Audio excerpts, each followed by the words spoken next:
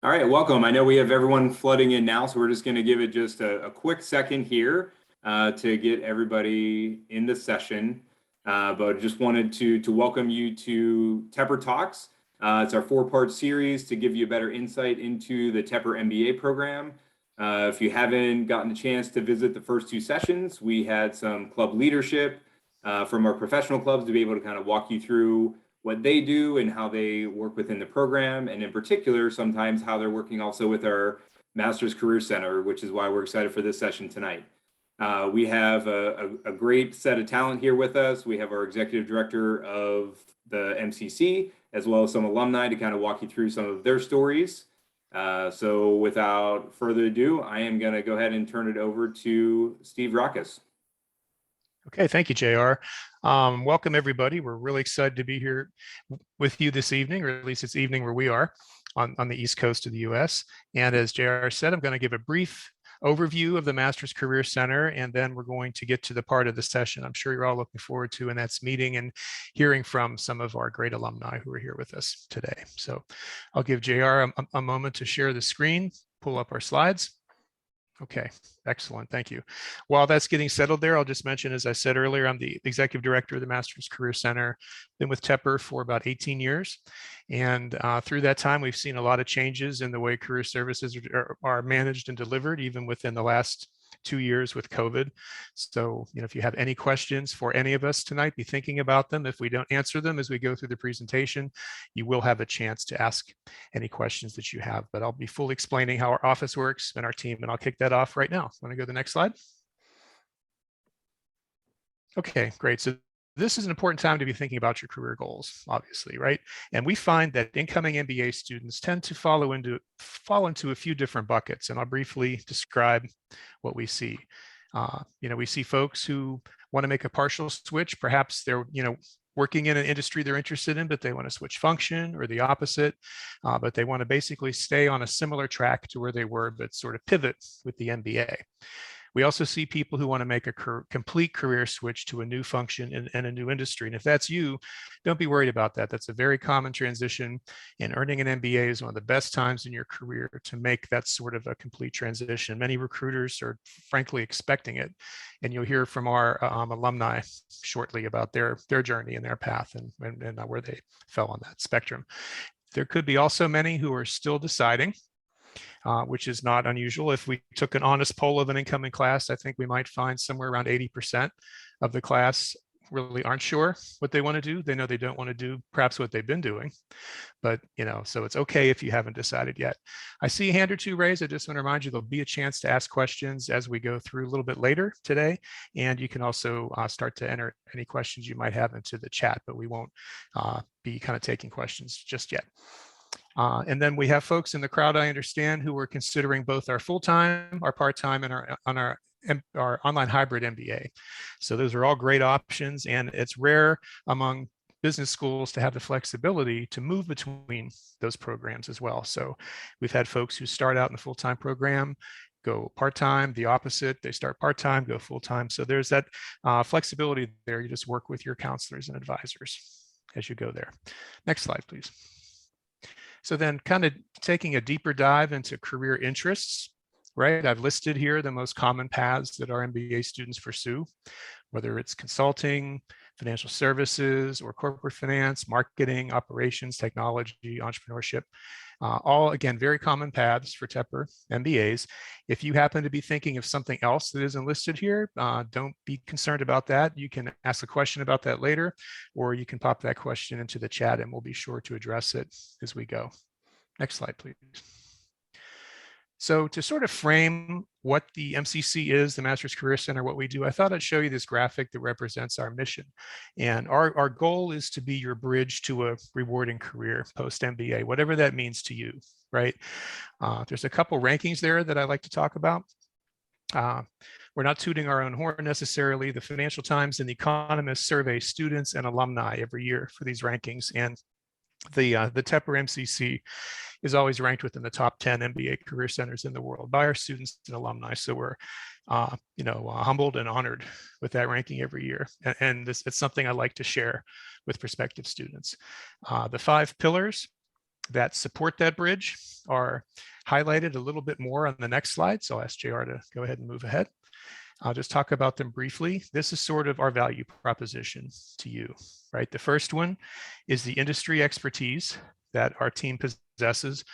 Our coaches are subject matter experts with deep and relevant industry, functional, career services, and corporate experience in the areas our students want to pursue. So many of them have been in the roles within business that our students want to pursue, or have been working in career services with those roles for many, many years. So there's a deep bench of subject matter expertise at your disposal.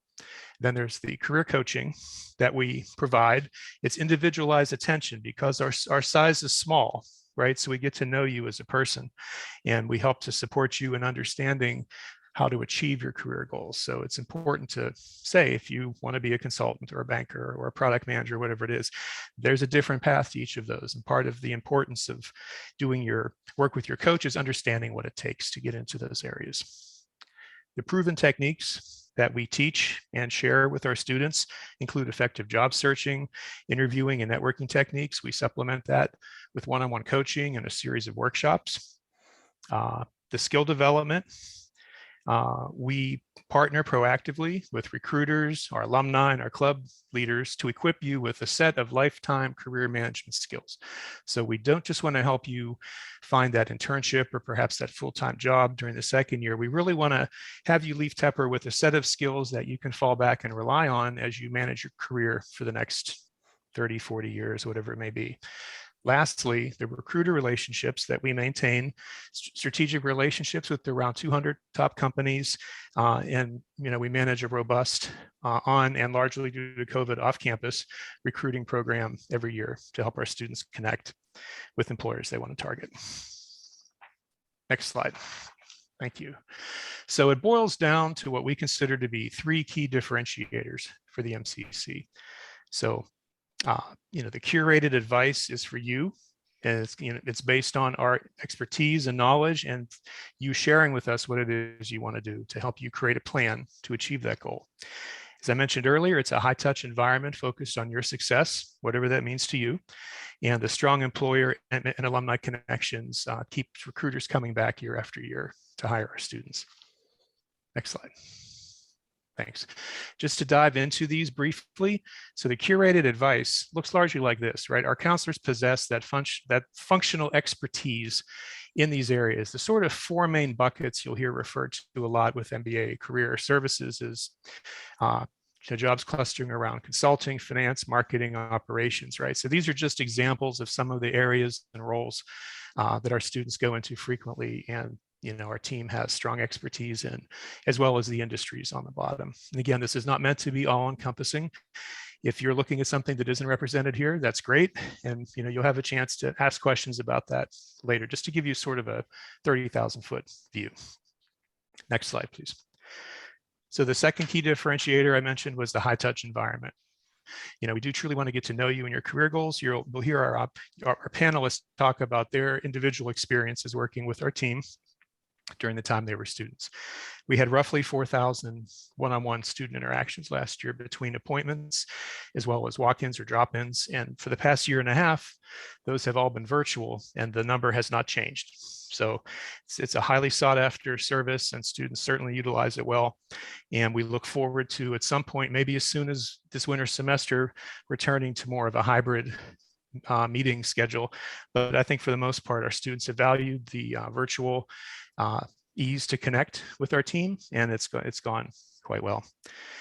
We start out by having you fill out a career survey, which we use to assign you to an initial counselor to help you get some important milestones done when you first start the program.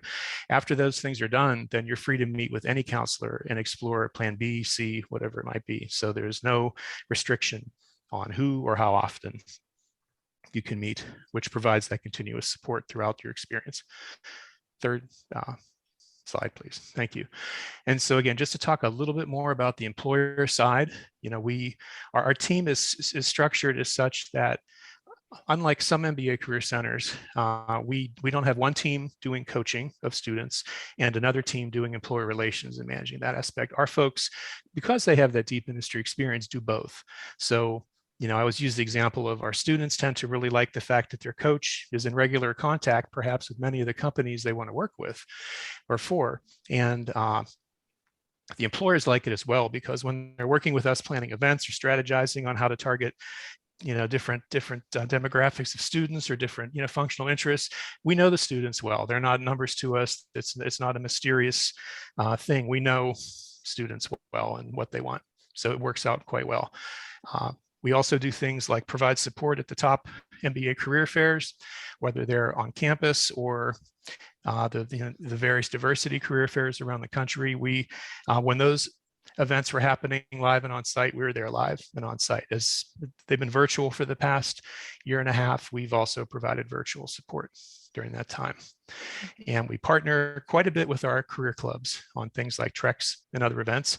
And our alumni who are here tonight are 3 former club presidents. So I'm sure we'll be talking about their experiences with club leadership and support from MCC. Lastly, the strong recruiter relationships that we foster range from MBA recruiters to our alumni who stepped up within their companies to be recruiters. And so we hope to develop strong and deep relationships with especially our alumni. Next slide. So the last slide I'm going to share, if you're interested in learning more about the outcomes our students achieve and the employment statistics, which is usually pretty important to most prospective MBA students, you can go to our website. Admissions has a very nice set of kind of high level information you can drill into, and then you can go to the site, the MCC site, and you can dive in very deeply. And you can take a look at 5 years worth of employment trends. And so that information again is on our site. Okay. Thank you for bearing with me while I introduced MCC and spoke about what makes us, I think, unique among other MBA career centers. If you can go to the next slide, JR, I'll quickly let you take a look at the fantastic talent we have with us this evening. We have alumni representing technology, consulting, financial services, working with prestigious employers ranging from Google to Bain to Morgan Stanley. And they have a lot to share about their journeys with you this evening. So I'll give JR a moment to transition back to the main screen. Awesome. Pause for a drink. Okay, what I'd like to do now is ask each of our panelists to introduce themselves. And the first question that I'd like them to answer is, as they introduce themselves, could they walk us through their career path before, during, and after their MBA at Tepper? And I'd like to start with Alex Gerson. Sure. Hi, everyone. Nice to meet you and really happy to be a part of this event. MCC was absolutely a critical part of my time at Tepper. So glad they're able to share that with some of you. So my name is Alex. I'm currently a manager at Bain in New York. A little bit about me, I'm originally from Rhode Island. I actually went to Carnegie Mellon for undergrad, studying chemical engineering, and then spent 6 years at Johnson & Johnson prior to going back for my MBA. And so during that time at J&J, I actually started in a rotational program, and so was able to see a lot of different functions, but most of it was concentrated in operations and R&D. And I really loved it, but I always just had an itch to go back to get my MBA. And so ended up pulling the trigger to go back. And so I was one of that 80% plus, I think that Steve was alluding to, of, maybe I want to go back to J&J, maybe I want to stay with R&D strategy, but I'd like to take some time and explore some other things. I ended up during my time at business school, fully exploring the marketing route before deciding I wanted to jump head in on consulting recruiting, because it just seemed like the place where I could really learn a ton. And so ended up interning at Carney with a lot of support from the MCC to help get me there, and then ended up joining Bain full-time after graduation. So I've been there for 2 years. I've been able to spend a lot of time in different practice areas, so consumer products, healthcare, private equity. We're very much a generalist firm, and so I've gotten to continue learning all of the different things that I was hoping I would. So that's a bit of my story. Thank you, Alex. Same question. Now we'll go to David. Hi, everybody. My name is David, and yeah, just echoing what Alex said, worked with the MCC quite a bit, so excited to be a part of this event tonight. So prior to going to business school, my background actually was in education. I started my career as a high school math teacher, teaching through Teacher America, and actually had an early career pivot, decided that I wasn't sure I wanted to continue on with education, but wanted to get my hands wet with business and started working for a startup in Seattle. Really kind of fell in love with technology companies there and was able to help grow a company from pre-revenue up to about $8 million in total revenue. So it was a really great experience, but really felt like I needed to strengthen some of my core analytical skills, some of my foundational business school skills. I came in really with a more of a liberal arts background and didn't have some core skills in finance and operations and other areas that I felt like were going to be necessary. And also really knew that I wanted to, continue working in technology, but try my hand at working at a larger technology firm. And so Carnegie Mellon was a great fit for me, I think, for a lot of different reasons. Like one was just some of the strong core analytical skills that I knew I would be able to develop there, but then also the strong connection with the technology industry, building a lot of core foundational technologies that are leveraged by companies like Google and Amazon and all the big tech companies that you've heard of. So was really excited to make the transition early on. Again, I knew I wanted to stay in tech, but wasn't really quite sure what would be the right role. I looked a little bit at product management. I was looking at some product marketing roles, which was more akin to what I had done previously, and ended up landing an internship at Google in 2019 in a senior program manager internship role. Program managers have a really interesting role at Google. They can be everywhere from being very deeply technical, working with engineers, to more kind of business operations focused.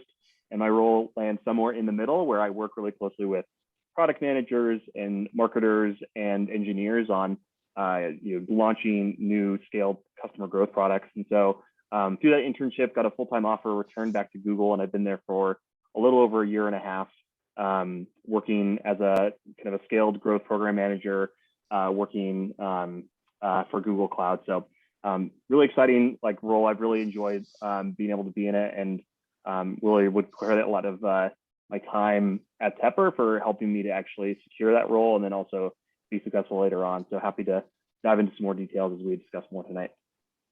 Thank you, David. Sean. Yeah, thanks, Steve. Thanks for having me. I'm glad I could be here speaking with all of you prospective students.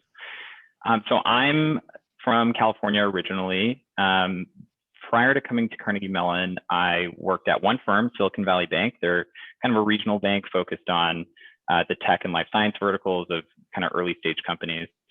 I held a number of different roles there, was sort of in a rotational program for 6 years, ranging from valuation work to commercial banking to doing research and data analytics.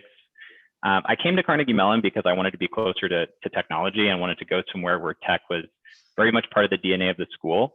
And so that's what attracted me to CMU. When I got there, I kind of bounced around, trying to figure out, where I wanted to kind of spend my time and explore during my first year. I think first couple of weeks, I think I walked into Steve's office and was like, I want to be a product manager. Can you make that happen for me? But, through the clubs, which is what this talk is about, through the clubs, through, talking to counselors in the MCC and kind of thinking about my own background and what I really wanted, I wanted to work in finance still because that's where a lot of my core skills were from. But I wanted to apply it in a different setting. I really like being at a transaction-driven environment. I really like being client-facing. I wanted to work on really important, deals in this case, and I wanted my clients to be tech-focused. And so, I worked with the MCC and through a lot of rigor on my own part and working with the GFA. Did my first internship with a firm called Credit Suisse out in San Francisco. So most folks out of CMU who recruit into investment banking, they'll typically go out to New York because of the proximity between the school and the New York hub.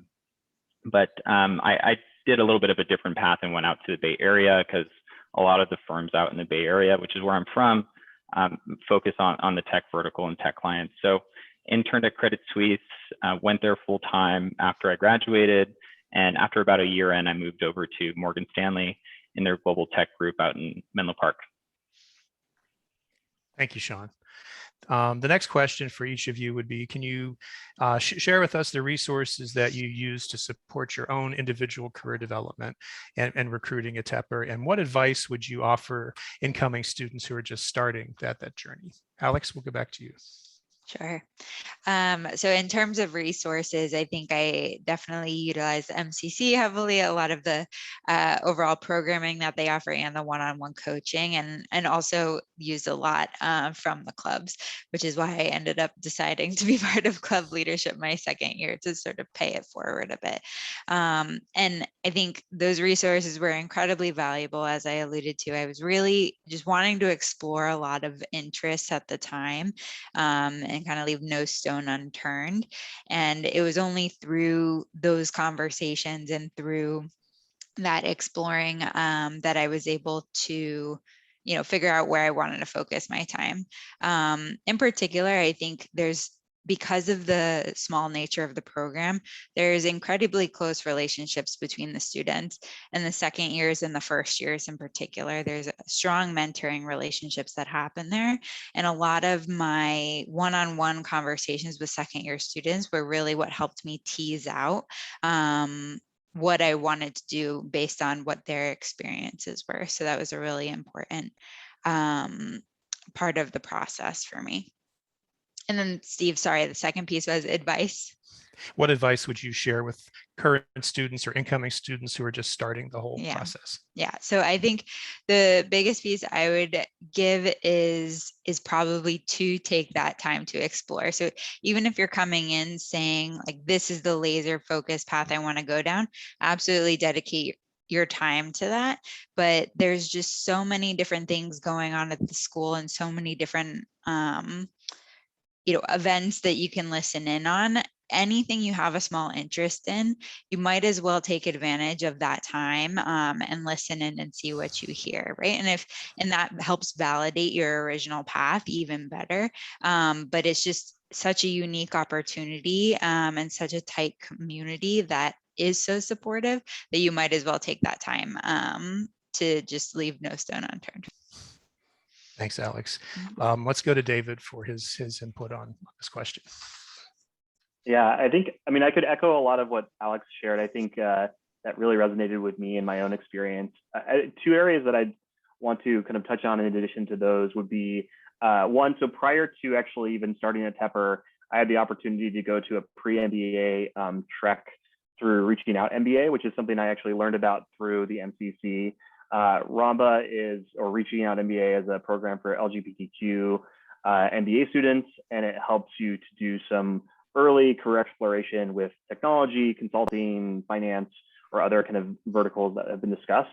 And before I actually even went on that trek, I remember reaching out to Steve, who was my assigned kind of MCC counselor at the time, and shared I wasn't sure if my resume was up to snuff. I wanted to make sure I was reviewing it with him and getting some advice and perspective from him before I even went on that trek. And he was really gracious and letting me have some time with him to be able to like prepare before that trek. And so that was something I think that made me feel much more confident and prepared as I went into that initial early conversation with companies. And then later on, when I had the opportunity to go on a trek that was put on by the Business and Technology Club, which is the club that I later led in my second year, I felt even more prepared to be able to have conversations with alumni, with recruiters from the companies, and understood like what were the questions that were really important for me to really suss out what was whether or not this company would be a really good fit for me given my professional goals, and how I should best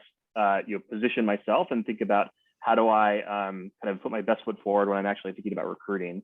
So for me, I think it was a combination of both working with the MCC on developing a specific recruiting plan for how I was actually going to approach positioning my previous experiences so that I stood out to the Amazons, to the Googles, to these other companies that I was really interested in recruiting for. And then the second piece was just taking advantage of the opportunities that were created by the MCC, by the clubs through the MCC, in order to make sure I was taking advantage of every opportunity I had to get myself in front of a recruiter and really put my best foot forward, so that when I was actually applying, that my name stood out, that my profile was something that they remembered, and I was able to like then, connect the dots from there. Thanks, David. Sean.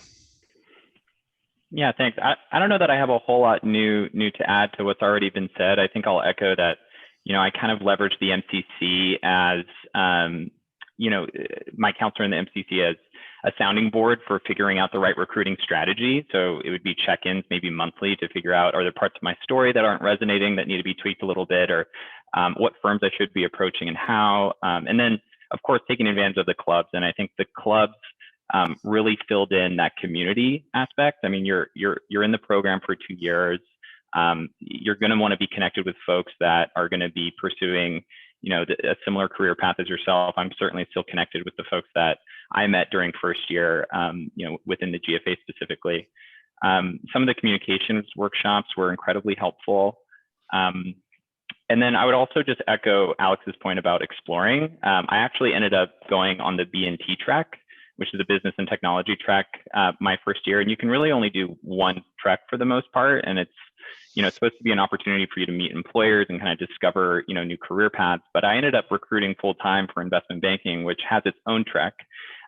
So definitely explore. It's kind of your time to take a break from, your professional life and reassess what you'd like your post MBA career to look like. Thank you, Sean. I think you've heard all of our panelists echo. It doesn't seem like they regretted any activity they undertook to learn more about careers, even if it was a career they ended up not pursuing, right? I mean, the more you learn, the more you know, the better decision. So the last question before we open it up for our audience would be, since you were all leaders of really important clubs at Tepper, so can you talk about that experience a bit, and also how you collaborated with MCC and things that you did on your own to make your club a success? And this time we'll start with Sean and go backwards. So it was the how I collaborated with the MCC as president of the GFA, and kind of what we put on. Sure. And anything else about your GFA leadership you want to share with the students? Yeah, sure. So I mean, similar to Alex and David, I think we joined leadership at a professional club because we wanted to give back, and part of that is working very closely with the MCC, because, Jackie in this case, who is one of the finance MCC counselors, she kind of has continuity. The MCC has continuity with the industry, whereas we're just there for 2 years.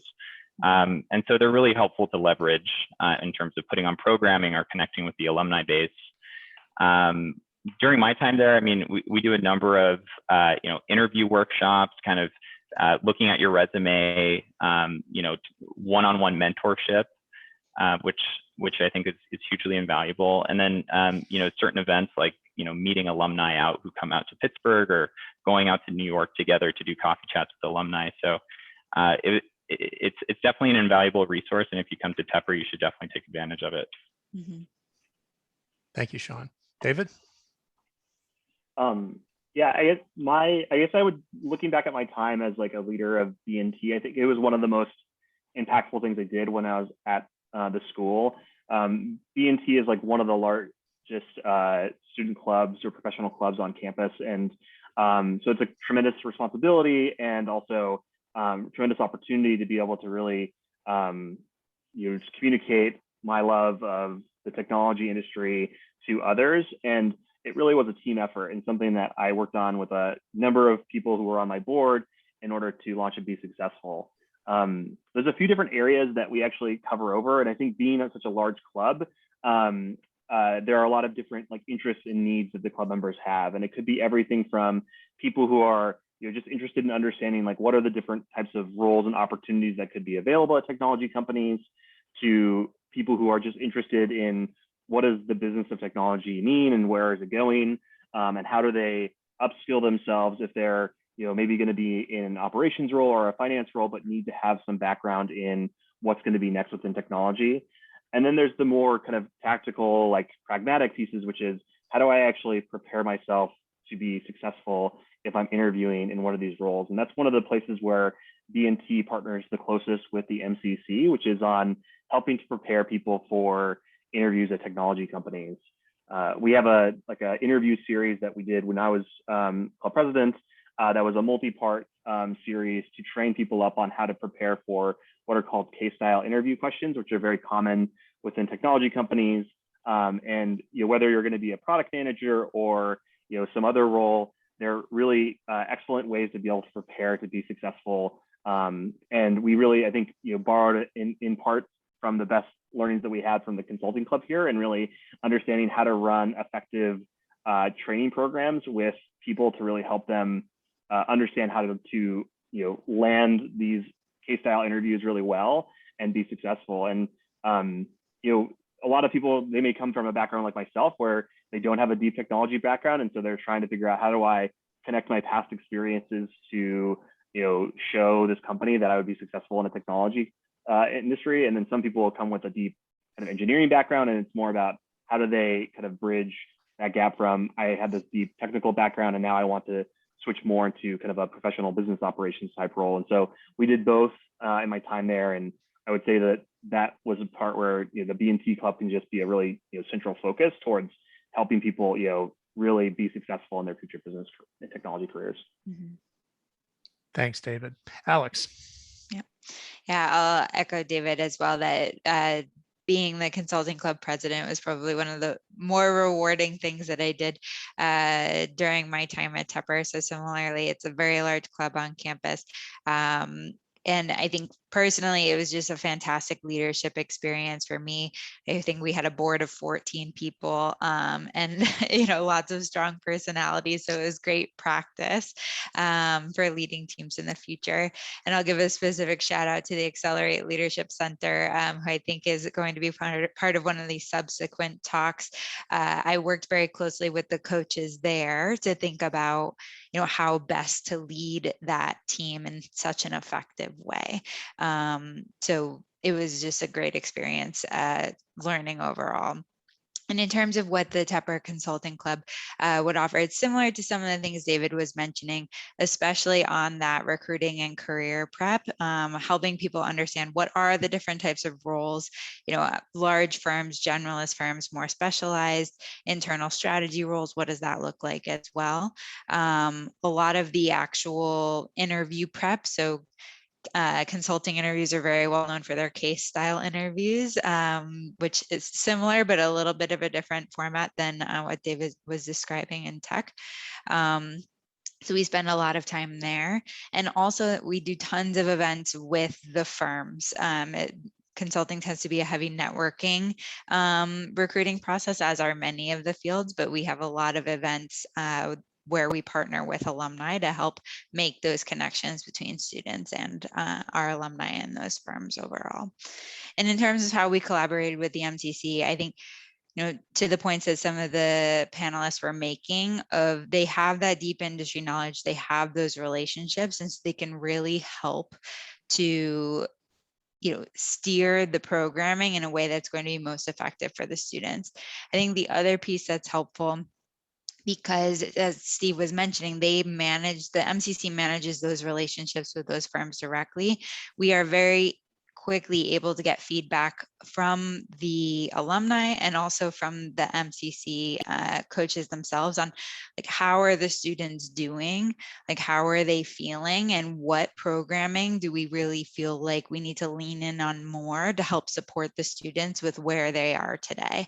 I remember, I think I met with Leslie Cromer almost weekly because she was our club sponsor, and we would talk about how the students were doing and what they might need to hear from us as club leaders at any given time, based on the morale that they were, feeling at the moment, or just maybe the specific coaching and themes that we were seeing overall.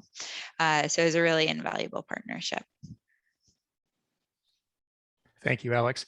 So I'm looking at the questions that are in the chat, and it looks like a number of them are sort of very specific questions for me. So I will get to those, but I want to move to some of the questions that are best for our panelists to answer first. So the first one that I'll ask, Elian is asking each of you, what was the most challenging part of your job search? And I'll tack on, and how did you handle it to that? Who wants to go first? I can start. I think probably two things.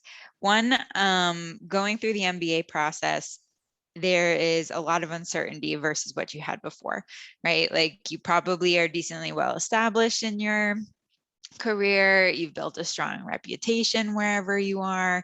And so then you're jumping into the complete unknown to some extent, and you don't know where you're going to live afterwards, what your job's going to be, like maybe what that industry even does in my case, right? To really understand that. And so I found some of the uncertainty in that change to be a bit overwhelming.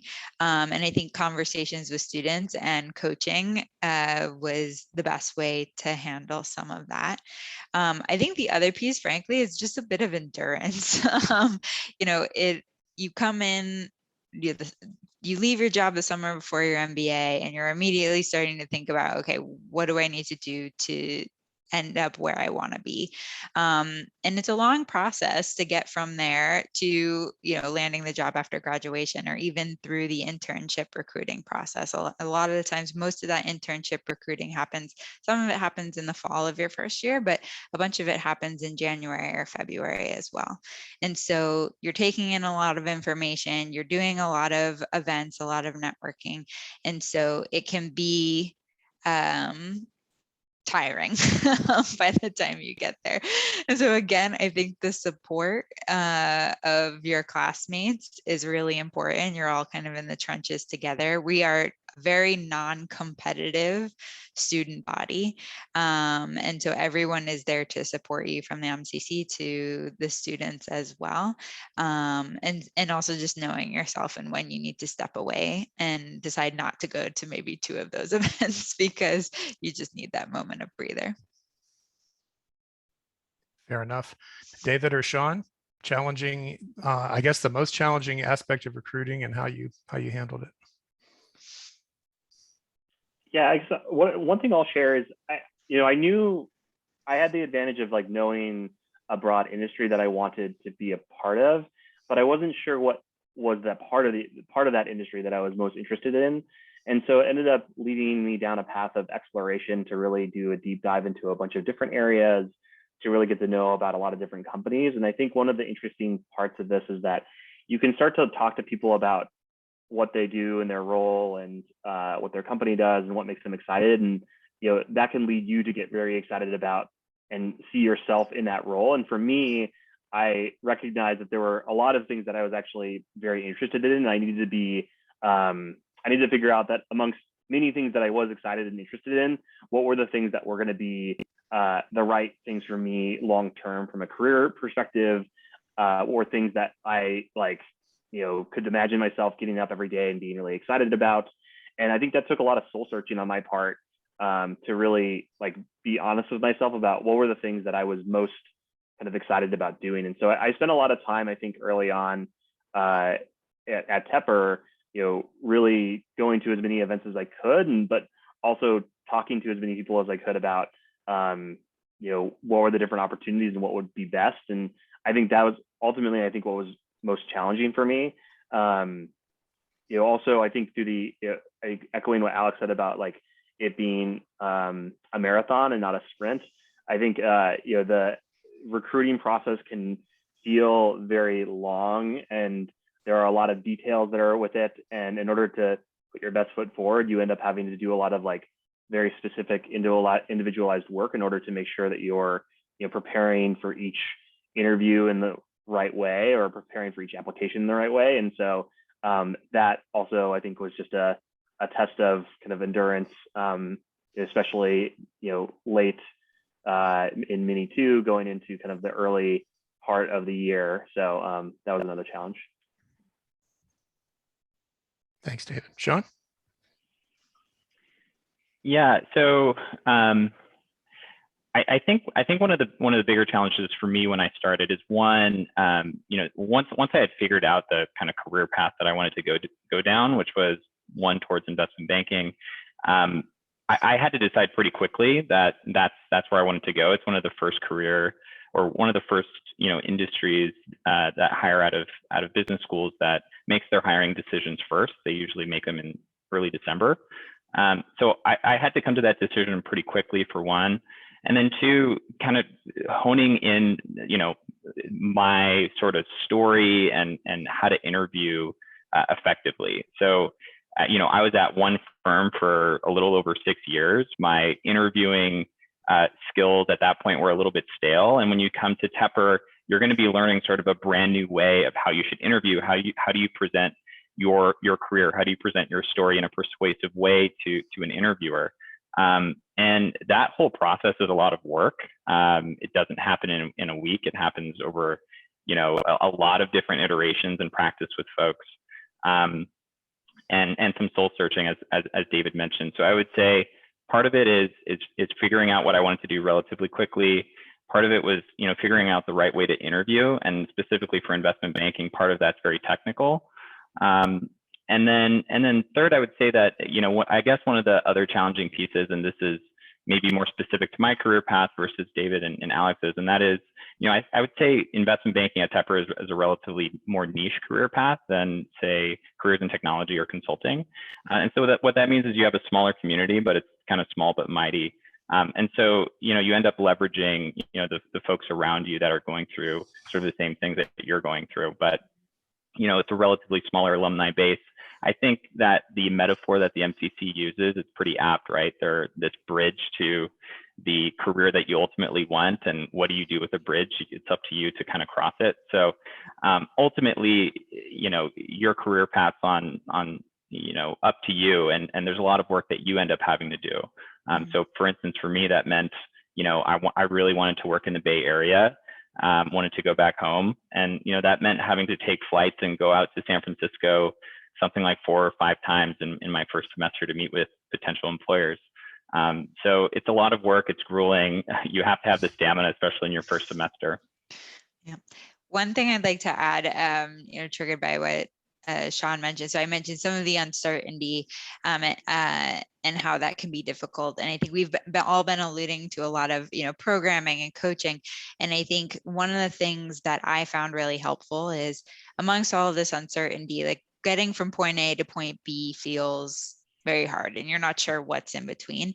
And I think both the MCC and the clubs do a fantastic job of helping you break that down into pieces that are far more manageable. Like, okay, we need to get your resume in shape.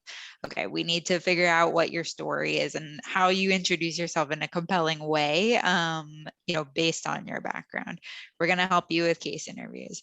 We're going to help you come up with a list of companies that you specifically want to target and why, and who those people you might reach out to are, and how you continue to stay in touch with those people. So I think, beyond just kind of, when we talk about career coaching, or when we talk about resources and conversations with people, I think that all is very helpful and personalized, but they also really help you break down exactly what do you need to be doing, and help you cross each one of those things off the list to make that process and crossing of the bridge more manageable. That's great to hear. So I'm going to combine a couple questions in a similar vein. There was a question about alumni career services. What is offered? So I'll answer that first. So you have access to the MCC during your time as a student, and then we also offer lifetime alumni career services. We have an alumni career coach who works exclusively with our alumni, and I believe part of that question was, what does it cost? So I'll answer that. It doesn't cost anything for a set number of sessions. And this person's also a successful coach on the outside. And so after, I believe, 3 sessions, and the majority of our alumni tend to get what they need within 3 sessions, but they have the option to engage the coach through her coaching business if they want a more protracted engagement with the coach. So that exists there. And then that ties into a question that was particularly for Sean. I believe it was Austin asked that question. How did you manage your transition after graduation from Credit Suisse to Morgan Stanley? Whether perhaps you use school resources or other resources to make that happen? Yeah, I mean, it's a relatively small industry. I think the career field that I'm in, I work in investment banking, specifically within tech.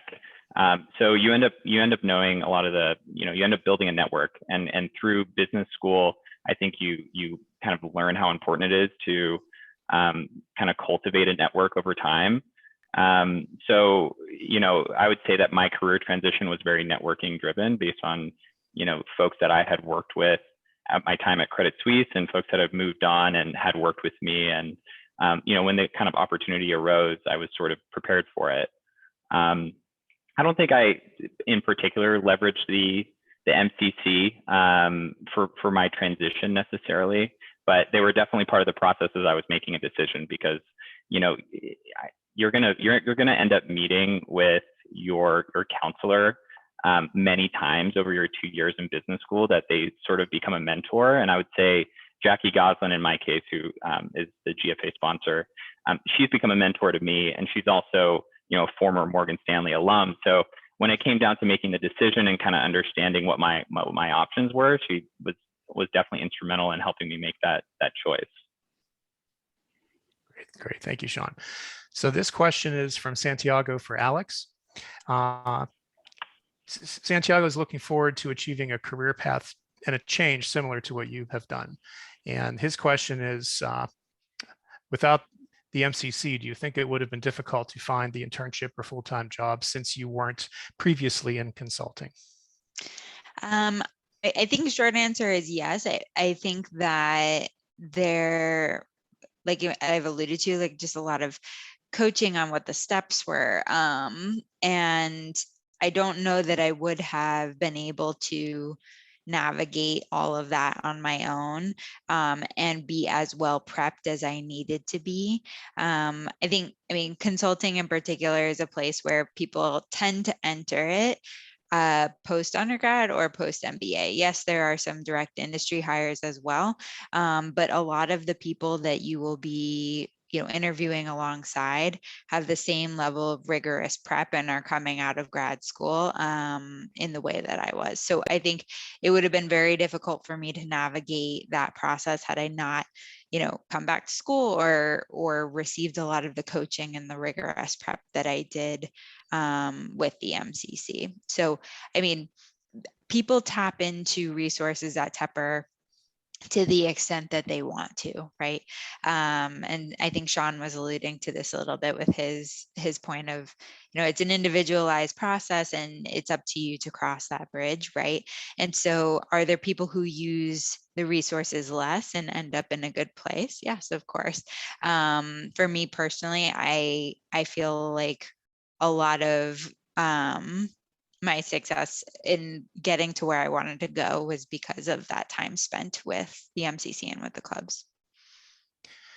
Okay, thank you, Alex. And I'll add to, as I said earlier, it's there's a short window of time in which you have to decide what you need to do, but we do help you break it down as much as we can. And as you said, the more you would work with us, the more we can help with that. And that's really individual student.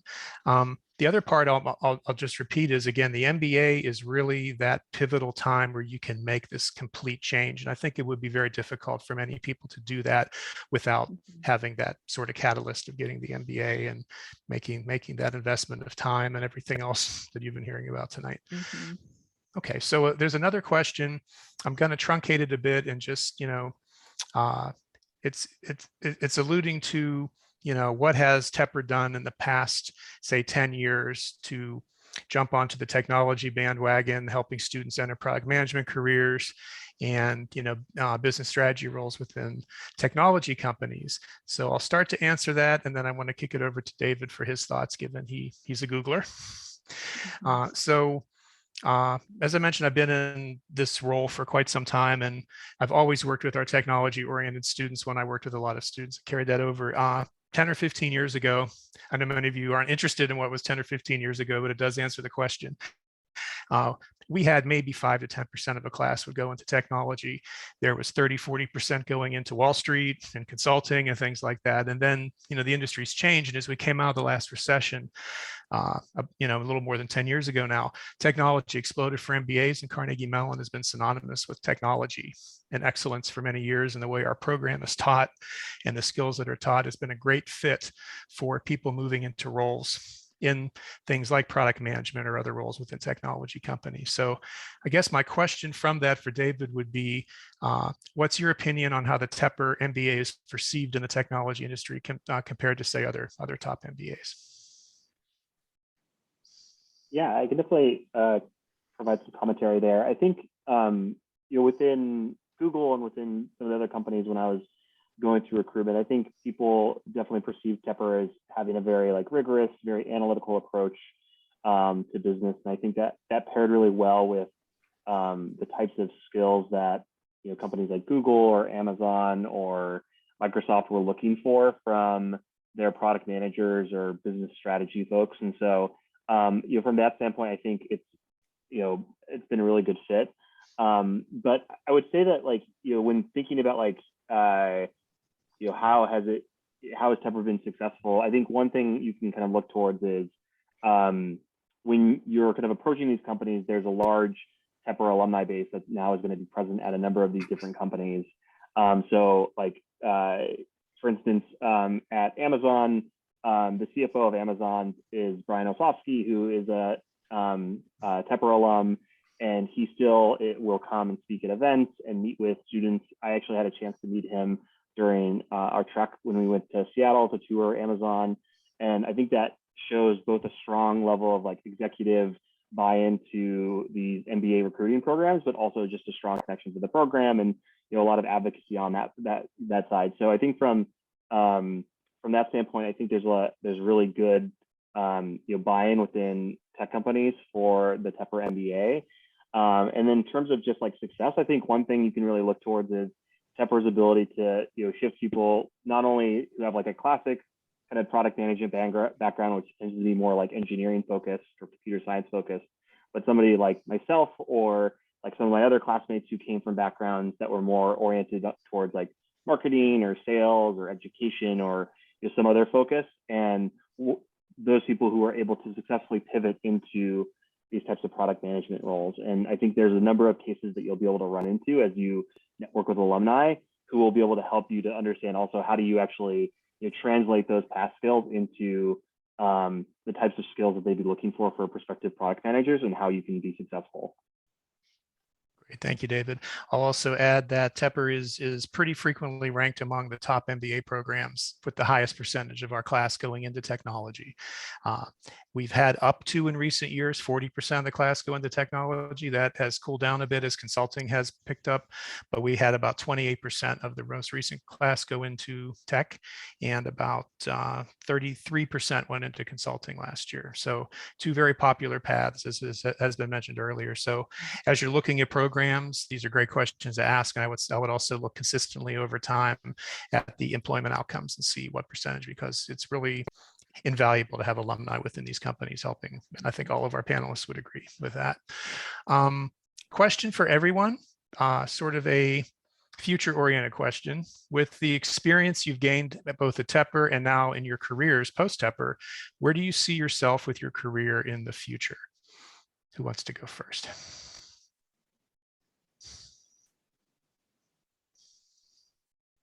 I can hop in. I think that I feel well equipped, with the tools that I have from business school, I have from my industry experience before, and also, as Steve was mentioning, we want to help equip you with career switching skills and career development skills for your recruiting process in the future. And so I feel well equipped with all of those things. I think for me, consulting tends to be one of those careers where people say, am I going to do it for 2 years? Am I going to do it for 10 years? So I've started to see a lot of people from my class start to migrate and move into other places. For me, I've decided it's more than a 2-year thing. I don't know if it'll be a 10-year thing. We'll see. The nice thing about consulting as well is people are always open about having those conversations within the firms, and it's a constant piece of conversation. So I think I could very much see myself sticking around at Bain for quite some time. We'll see.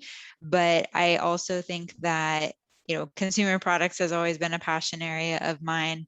And I feel like based on my time in consulting, based on my time in industry, and just needing to learn new things all the time, I feel confident that I could move into another role or find another role that I would be excited about. And so a lot of times people's different exits from consulting can vary vary widely, oftentimes jumping into an internal strategy team and then branching out from there, whether it be a business leader role, marketing, sometimes finance as well, but many just different options to go from there. So I think where I'll land is a TBD, but for now I'm still enjoying where I'm at.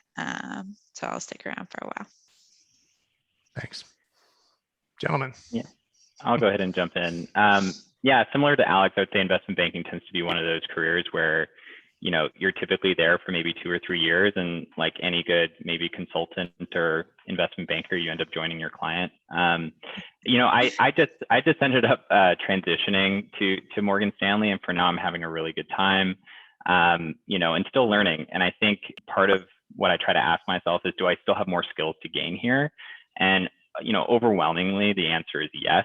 I'm learning something new every day. And I think that's something that you're going to have to evaluate after your MBA as well. Is one, are you enjoying the people you're working with? And are you still learning every day and getting up and excited about what you're doing? So priority number one for me right now is just doing really well in the job that I'm at and gaining the right skills that I need to have, you know, a long-term career. And then, you know, afterwards, I think, you know, there's a number of different really exciting career fields for me post Morgan Stanley, and those range from things like corporate development, where you're kind of helping a company like Google, you know, with their M&A strategy, or maybe joining the buy side and going into a venture capital fund or private equity. So all those fields are kind of open and really interesting, but definitely for now staying put. Yeah, I think I'll add that. You know, similar to I think what's been shared. You know, I think there's a lot of depth and breadth to where I feel like I have to learn now. It's interesting. Like I think coming into Tepper, I really wanted to land at a larger technology firm to understand what it would be like to be in a growth role within a big company. And having landed within a growth role within Google Cloud, I'm seeing that there is just a lot of depth and breadth to my learning that I need to kind of stay focused here and stay kind of keep that like learning mindset for the next 2 years as I start to kind of grow up and grow additional skills within Google Cloud. But looking beyond that, I think, you know, there's both a lot of opportunities to shift to different roles within Google, to shift to maybe other large technology companies. But I think there's a part of me that you know, my first business that I worked for was a startup, and it was a very entrepreneurial role. And I think there's a part of me that still has that kind of entrepreneurship side within myself. And so I can see myself in the next, you know, 5 to 10 years going off on a more entrepreneurial endeavor and looking to kind of launch my own company. I think the part of the benefit of going to Tepper was I was able to build a good network of people who I think I could start to draw on to, you know, as I start to, you know, search for those discussions. I have some of my classmates who are kind of pursuing entrepreneurial endeavors themselves. And so I've been kind of, you know, keeping in close contact with them to hear more about those experiences. But I think, you know, in the next 3 to 5 years, it will be a good network to be able to draw upon too, as I start thinking about what potential entrepreneurial endeavor I could be exploring. Thank you. As our time's drawing to a close, I wish we could answer all the questions that are in the chat, but there's a theme that I do want to quickly address with a few people. And that was some questions about what's you know, how is the journey different for a part-time MBA student versus full-time? And our panelists were all in the full-time program. So valid question. What I'll say quickly is the MCC pays a lot of attention to our part-time students. I just was in a meeting today where we are refining our 3-year plan for our part-time students. What I'll say quickly is it's what you make it. We have part-time students who come in and want to stay on the path they're on, and perhaps even the company and the role they're in for the whole 3 years. And we support them. We consider them to be career growers. We often help them with things like preparing for an interview for a promotion or how to navigate within the culture of their company, the network. We also have a portion of our part-time students who transfer into the full-time program to do an internship search and then have an outcome similar to the folks that you're talking to today. And then we have other part-time students who are somewhere in between, and they sort of chart their own course throughout the 3 years they're at Tepper. And we're working with them quite a bit during that time, as much as they want to help them chart a path. And I will close that by saying, very few recruiters differentiate between our part-time and our full-time students. They really respect the fact even that our part-time students do in 3 years what our full-time students do in 2 years while holding down a full-time job, managing their families or lives or whatever it may be.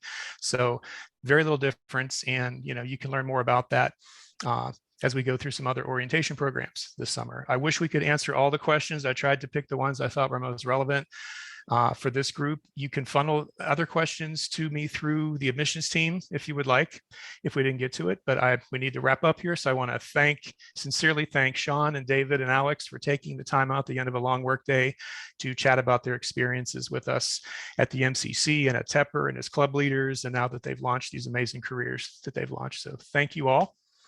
And I will turn things back over to our friends at admissions. JR. Awesome.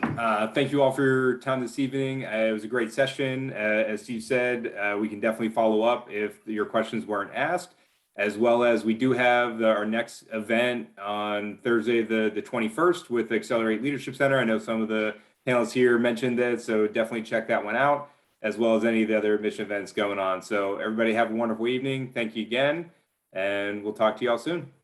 Thank Bye, everyone. you.